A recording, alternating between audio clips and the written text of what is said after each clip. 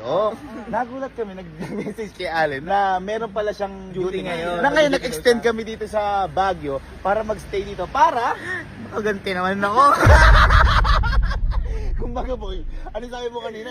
Boy, lahat ng paghihirap ko ngayon, Mababawi ko na.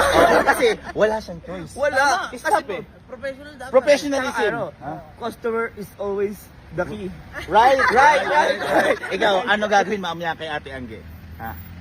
Pagpasok tayo sa loob. Papatulong po. Ay, magpapatulong. Ayan. Ano ba yun? Excited na ako dito. Parang, Lalo ako excited.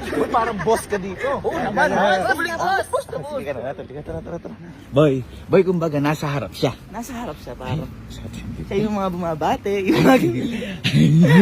good morning, sir. Batiin niya ako ngayon.